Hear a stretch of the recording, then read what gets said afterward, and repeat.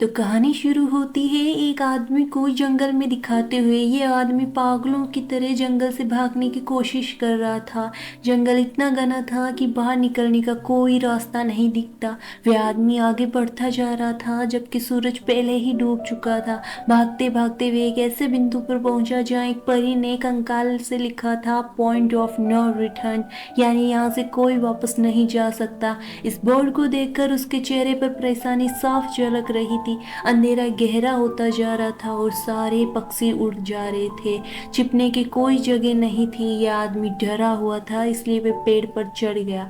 दुर्भाग्य से वो इतने पेड़ से गिर गया। उसके बावजूद वह बेहोश होने से पहले हम देखते हैं कि किसी ने उसे खींचा, और कौन खींच रहा था ये तो नहीं दिखाया गया, पर हमने उसकी दर्दनाक चीखें सुनी। सीन कट होता है और 6 दिन बाद शहर में मीना नाम की एक लड़की दिखाई जाती है। मीना के पास एक बहन के अलावा कोई दोस्त परिवार नहीं था। वो जिस पालतू जानवरों की दुकान पर काम करती थी, उसका मालिक उसे चिड़ियाघर में एक तोता छोड़ने का ऑर्डर देता है। मीना इस तोते को उठाती है और घर ले जाती है, क्योंकि उसे अगले दिन चिड़ियाघर जाना था। उसने इस तोते के साथ रात बिताई और फिर सुबह वो इस तोते को लेकर चिड़ियाघर के लिए निकल पड़ी। इस लंबे रास्ते पर चलते हुए अचानक वे गलत रास्ते पर मुड़ गई और जंगल के बीचों बीच जा पहुंची।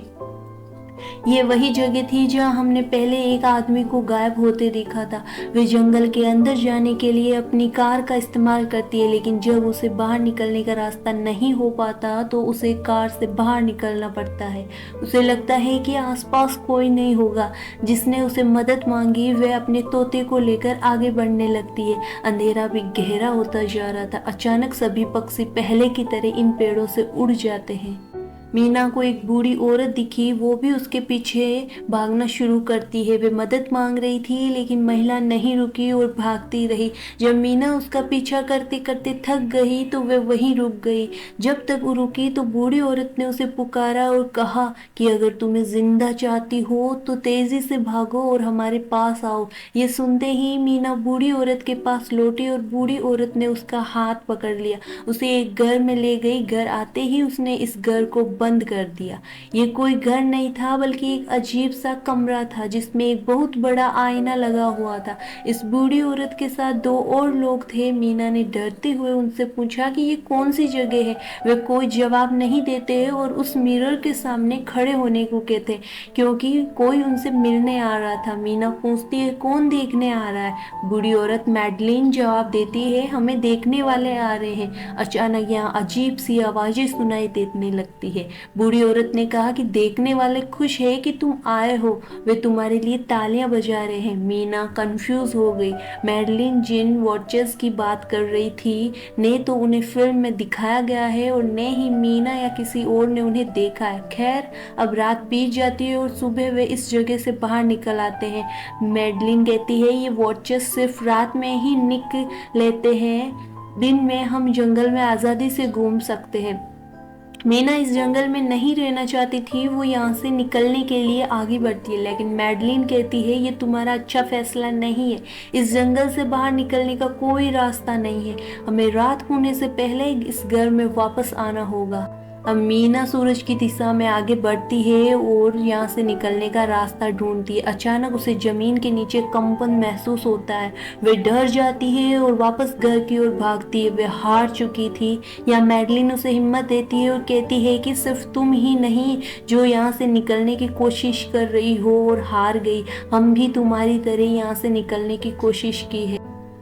ये जंगल तुम्हें पागल कर सकता है, इसलिए अगर जिंदा रहना है तो हमारे साथ रहो। ये जंगल हंटिंग है और हम सब इसके शिकार हैं। मैडलिन उसे बहुत सारे साइन बोर्ड दिखाती है जिस पर लिखा होता है कि वापस लौटना नहीं है, जो जंगल में गोल घेरे में लगाए गए थे। मैडलिन कहती है कि यह हमारे घर से आधे दिन की दूरी पर है। अगर तुम इससे आगे चले गए तो वापस लौटना मुश्किल हो जाएगा, इसलिए जब भी ये दिखे तो इन्हें अनदेखा मत करना। मीना पूछती है, ये सब किसने बनाया? वे जवाब देती है ये एक प्रोफेसर ने बनाया था। रात हो गई है, वे उस घर में वापस आ गए। हर रात पहरेदार उन्हें देखने आते थे। आज कीरा नाम की एक लड़की उनके सामने नाचती है और कहती है कि उसे ये सब पसंद है। ऐसा नहीं था कि इन चारों को हर रात पहरेदारों के सामने खड़ा होना पड़ता था। वे जो चाहे कर सकते थे, लेकिन उनसे मुंह नहीं मोड़ सकते थे। रात में उन्हें केवल पहरेदारों से परेशानी होती थी, लेकिन दिन में भी उन्हें काफी मुश्किलों का सामना करना पड़ता था। वे हर दिन जंगल से कुछ न कुछ शिकार करते और उससे गुजारा करते थे।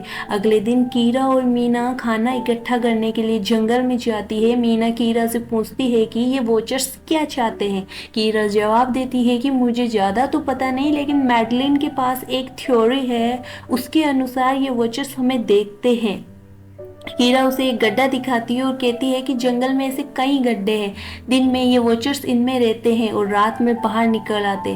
मीना कीरा को बताती है कि वे 6 महीने से यहाँ फंसे हुए हैं। कीरा का हस्बैंड जंगल में रास्ता खोजने गया है। उसे उम्मीद है कि वे वापस आने का रास्ता ज़रूर खोज लेगा और वे यहाँ से निकल सकेंगे। हम जानते हैं कि असल में कीरा का हस्बैंड वही आदमी है जिसे हमने फिल्म की शुरुआत में देखा था, जिसे यहाँ से ले जाया गया था। घर वापस आकर मैडलिन मीना को यहाँ जिंदा रहने के 3 रूल समझाती है। पहला कि वे रात में अपने घर का दरवाजा नहीं खोलेगी। दूसरा, वे शीशे की तरफ पीठ नहीं करेगी। एंड तीसरा, वे दिन में उन छेदों के पास नहीं जाएगी और रोशनी में रहेगी।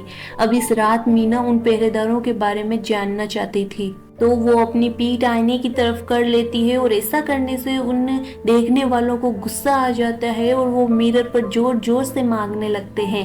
असल में मिरर में दरार भी पड़ जाती है। शोर की वजह से मैडलिन उठ जाती है और मीना को मिरर की तरफ खड़े होने को कहती है। ऐसा करने से उनका गुस्सा शांत हो जाएगा। खैर, ये रात भी खत्म हो जाती है और अगले दिन मीना डैनियल के साथ शिकार पर निकल जाती है। मीना अपने अच्छे दिन यहाँ बर्बाद नहीं करना चाहती थी, इसलिए वो जाने की तैयारी कर रही थी। वो डैनियल से पूछती है कि क्या तुमने कभी वॉचर्स को देखा है? डैनियल जवाब देता है नहीं।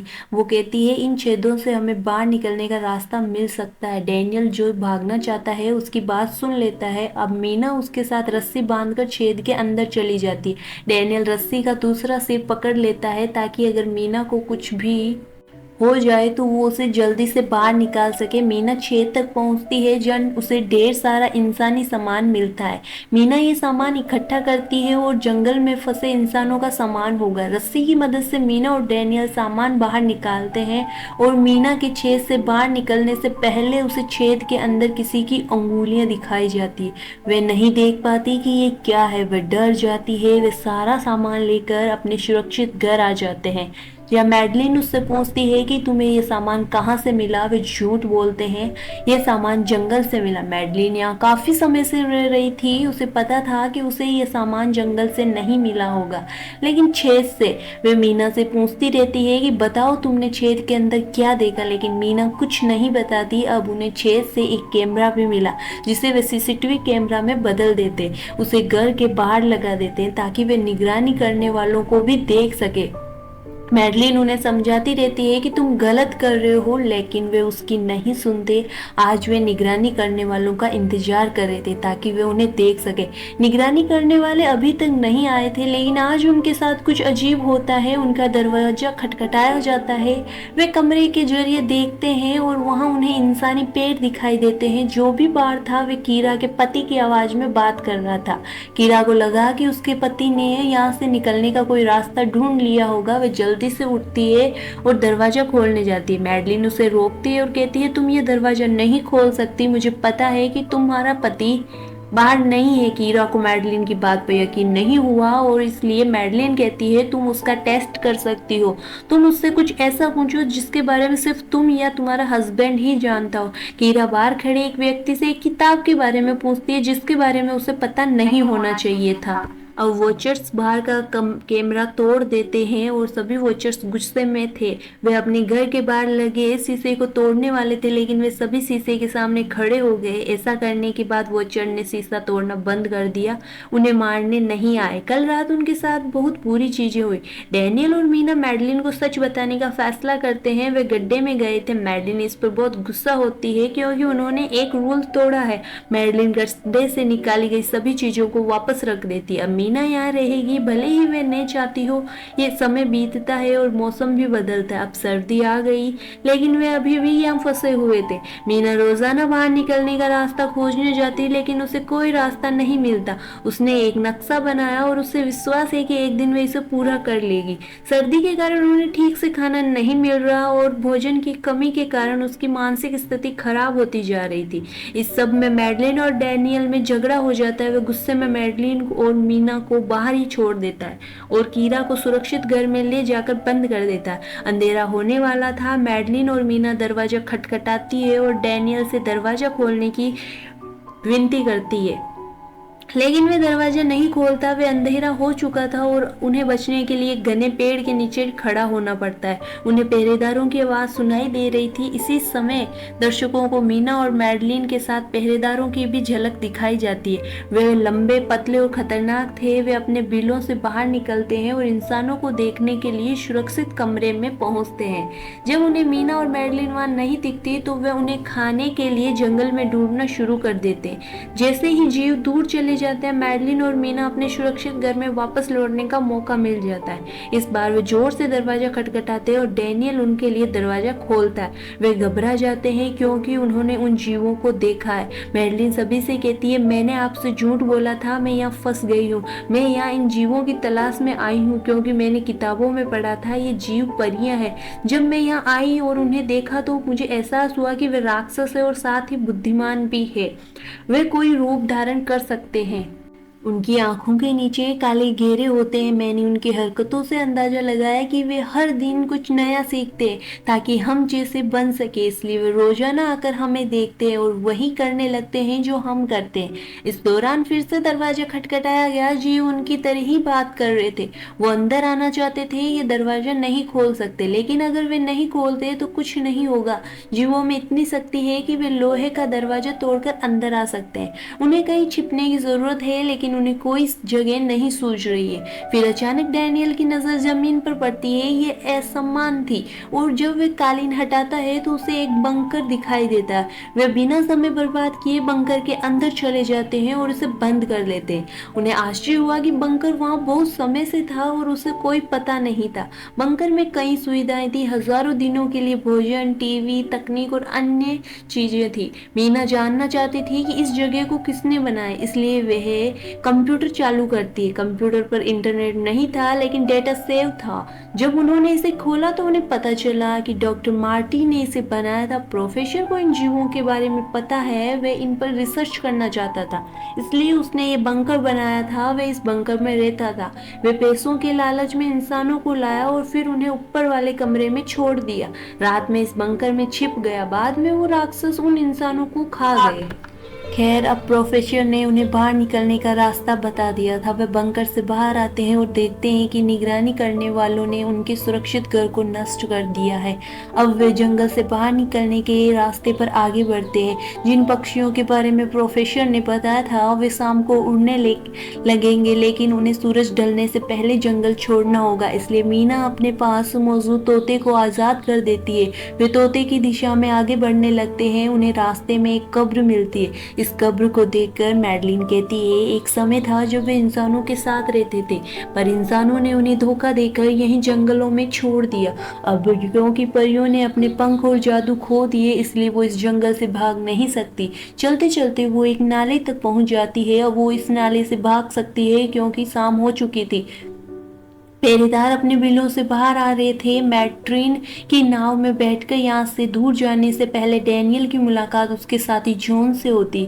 वो घायल था और डैनियल उसकी मदद के लिए आगे बढ़ता है। बाकी लोग नाव में बैठ जाते हैं। डैनियल के लौटने से पहले उन्हें पता चलता है कि डैनियल ने जिससे मदद मांगी थी वो इंसान नहीं बल्कि इंसानी वेश में छिपी एक परी थी जिन्होंने अब अपनी आंखों के सामने डैनियल का गेटअप ले लिया था। वह डैनियल के लिए कुछ नहीं कर सकते थे। उस परी ने उसके माथे पर निशान छोड़ते हुए उसे मार डाला। उन्हें पता चलता है कि परियां इस धारा को पार नहीं कर सकती और वे अंततः धारा पार करते हुए अपने शहर पहुंच जाते हैं। सीन कट होता है और हमें दिखाया जाता है मीना मार्टिन के यूनिवर्सिटी में उसका डेटा नेस्ट करने आई थी।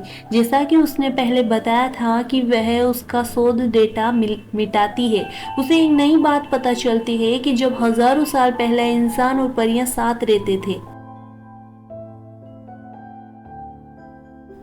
वे शादी भी कर लेते थे और उनके बच्चे भी होते थे जिन्हें हाइब्रिड कहा जाता था। उसे ये भी पता चलता है कि मैडलिन जिससे वे वहां मिली थी प्रोफेसर की वाइफ थी। इस बात से वे भ्रमित हो जाती है कि मैडलिन ने उसे ये क्यों नहीं बताया।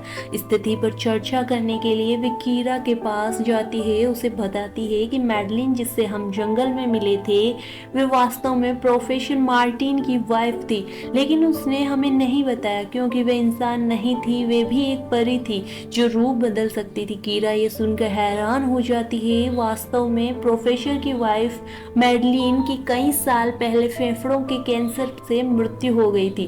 प्रोफेसर उससे इतना प्यार करता था कि वे उसके साथ फिर से रहना चाहता था। तभी प्रोफेसर को उन परियों का पता चला। उसने उस परी को मैडलिन जैसा बना दिया और अपनी वाइफ की तस्वीर दिखाई। जब मीना ये सब बता रही थी तो उसे एहसास हुआ कि वे सब मैडलिन को बता रही है, कीरा को नहीं, जिसने खुद को कीरा के रूप में ले लिया था। असली कीरा को बेहोश कर दिया। इसके बाद वे मीना पर हमला करने के लिए आगे बढ़ी ताकि उसका रहस्य एक रहस्य ही रहे। इससे पहले कि वे मीना को मार डाले, वे कहती है कि मैं जंगल में अलग थी और सभी परियों ने मेरा मजाक उड़ाया। मैं दिन के उजाले में भी बाहर आ सकती थी, इसलिए वे मुझे इस गुस्से में बाहर फेंक देते हैं। मीना कहती है तुम सिर्फ अलग नहीं थी, तुम खास थे। तुम एक संकर हो, यानी तुम आधे इंसान और आधे परी हो। यही कारण है कि तुम इंसानों और परियों दोनों के साथ रह सकते हो। अब इसी वजह से तुम उस जंगल से बच निकले। जैसा कि मीना ने उसे सच बताया, मैडलिन को उसके पंख और जादू वापस मिल जाते हैं। इसके बाद वे मीना को वही छोड़ उड़ जाती है। कहानी कुछ हफ्ते बाद की है। मीना अपनी बहन के पास गई क्योंकि वे जंगल की घटना के बाद काफी डर गई थी। वे अपनी बहन के साथ रहना चाहती थी। वे अपनी बहन से कहती है मुझे लगता है कि परी अभी भी मेरा पीछा करती है। मीना की बहन कहती है चिंता मत करो, कुछ नहीं होगा। कहानी के आखिरी सीन में मीना के घर के बाहर एक लड़की दिखाई गई। वे कोई और नहीं बल्कि परी मैडलिन थी और उनकी दुनिया में लड़की बनकर रही थी। कहानी इसी सीन के साथ यहाँ खत्म हो जाती है।